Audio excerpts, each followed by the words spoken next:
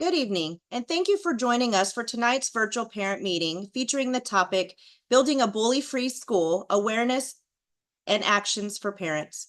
Before we turn it over to our guest presenter this evening, I'd like to introduce you to our GPISD team attending tonight. We have Joanna Rocha. She's one of our district clinical social workers, and Sharon Reckaway, Director of Family and Community Engagement. And I'm Jessica Romes, Lead Social Worker for the district.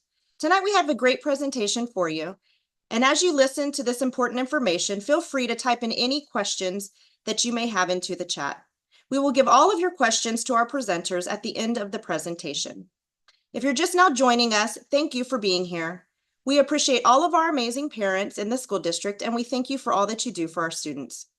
Now let's turn our attention to our guest presenters tonight, Ms. Tycee Sanchez, Principal at Stephen F. Austin Elementary, and Ms. Audra Garrick, Campus Counselor at W.C. Andrews.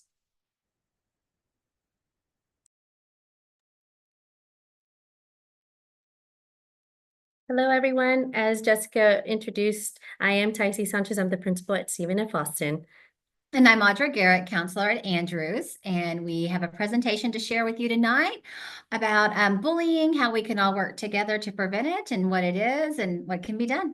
Okay, we're going to get our presentation. If Jessica, you can share the screen with us.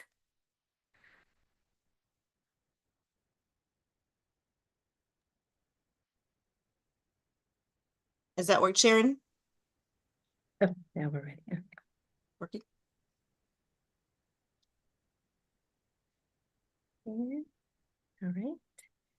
And let me get over to our presentation. All right. Sorry.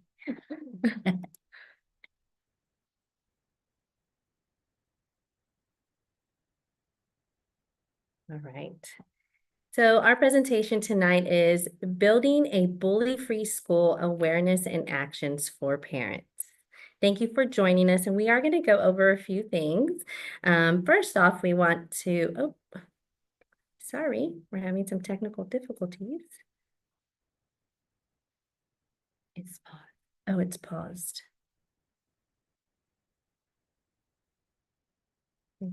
Okay. So first, we want to give you the Texas Educational Code, how they identify bullying. And the Texas Educational Code identifies bullying as a single significant act or a pattern of acts by one or more students directed at another student that exploits an imbalance of power and involves engaging in written or verbal expression through electronic means, and physical conduct, and that has the effect or will have the effect of physically harming a student, damaging a student's property, or placing a student in a reasonable fear of harm to the student's person or of damage to the person's property, is sufficiently severe, persistent, and pervasive enough that the action or threat creates an intimidating, threatening, and abusive educational environment for a student, materially and substantially disrupts the educational process or the orderly operations of the classroom or school, or infringes on the rights of the victim at the school.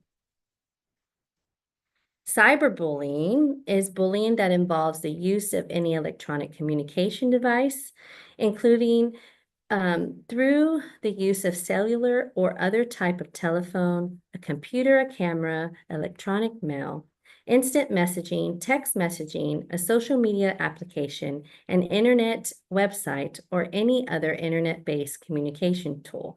And we'll go a little more into detail later in the presentation about cyberbullying. Or types of bullying. Right. When we're talking to the students, we see that there are 4 types of bullying. Physical, that's hitting, kicking, physical intimidation, etc. Things physically that happen to your person. Verbal, the name calling, teasing, threats. Social or relational, that's rumors, exclusion, damaging relationships, spreading gossip, and cyberbullying, which is the online harassment. Why bullying is serious? Well, of course, it has effects on students. It can cause anxiety, depression, poor grades, long-term issues with relationships and self-esteem. Effects for those that bully, more likely to engage in risky behaviors such as drugs, alcohol, violence, and may have legal troubles. Texas does have anti-bullying laws. One, there are school requirements. Texas schools must have anti-bullying policies and allow anonymous reporting for students and families. Two, cyberbullying protection. David's Law allows schools to handle off-campus cyberbullying if it affects the students at school, or basically if it interferes with the school day. So we are going to show you where our anonymous alerts are located. It is located on each of our school website. So we're going to click to the website to kind of guide you on where you find it. If you go to our district website and go to schools, you can click on any one of the schools located. I'm going to go ahead and click on Stephen F. Austin. You click on the school and you scroll down the first page, you'll find the click to submit anonymous alert. And when you click on that, you can report any type of behavior that your student has approached you with. And the alerts will come usually to administration, sometimes to the counselors. And then once we get those alerts, we do start investigating and seeing what we can resolve.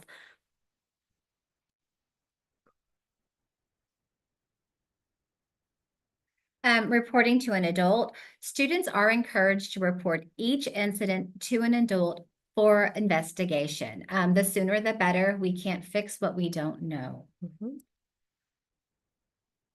Okay, to stop the bullying, we encourage your students to. We tell the elementary kiddos to stop, support, report. Stop, stand up for themselves, tell an adult, avoid the other person if possible, and tell them to stop. Support, stand up for others if you're witnessing or bystanding. Tell an adult, support the student who's being bullied. Don't laugh or join in with the student that's bullying. And also you can tell them to stop. And report. Report the incident as soon as possible to the nearest adult. Report anonymously online or report to the police department if necessary.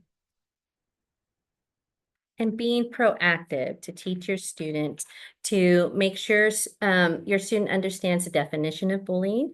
If they can identify bullying when it happens, it is easier for them to tell an adult or stand up for themselves or others. Make sure your student knows specific strategies they can use to stand up for themselves and or others. Role play this at home. Some strategies are taught by our counselors. They have some guidance lessons, and one guidance lesson is to be not to be a bystander. Right. So that is a good lesson to kind of review with your student at home. Talk to your student and calmly listen when they share about their lives. They will open up when they feel you care and you can be trusted and that you won't react. Model how to show respect and kindness to others. And can I add on that? Yes. When we say don't react, Yeah. meaning let your student talk to you with you not reacting as they're speaking, because they do want you to listen. And when you show anger, which you may be angry, they tend to shut down. So just listen calmly so they can tell you their story and have your anger on the inside and don't show that to them, and then take care of what needs to be taken care of. When your student is exhibiting bullying behavior, we tell the kids they're not a bully, they exhibit that behavior because it always can change and you can fix it. So one, explicitly tell your student that their behavior is not okay. Then work to find the underlying cause because everyone does it for a reason. Are they trying to fit in? Are they seeking power? Are they struggling with low self-esteem? Two, establish consequences, and sometimes those need to involve the student being targeted. An example could be to write an apology letter to that student that they bullied. I know that works really well at the elementary level. And three, get support. You may need to talk to your school, your child's doctor, mental health in the community, but definitely reach out about your concerns. and some cyberbullying prevention, supervise online activity, use parental controls, monitor device activities. If you are seeing that there's some bullying actions happening on the device time, we ask that you screenshot any reported behavior, anything that you can report to us. Teach digital citizenship, emphasize kindness and respect online, as well as the consequences of negative behavior online. Set boundaries, limit screen time, and encourage breaks from technology.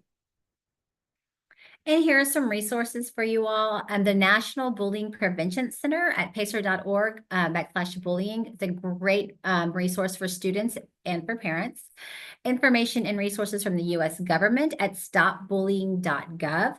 You can always go to Texas Education Agency, you search bullying prevention, and you will get all the latest laws and what schools should be doing for your students. And of course, there's a crisis text line for you or your students as well, where they can talk to someone and get the help that they need. And you can always reach out to your school, Yes. social workers, counselors, administration. Yes. And so thank you so much for being here for our presentation. We really appreciate it. And we'll open up for questions. Yes.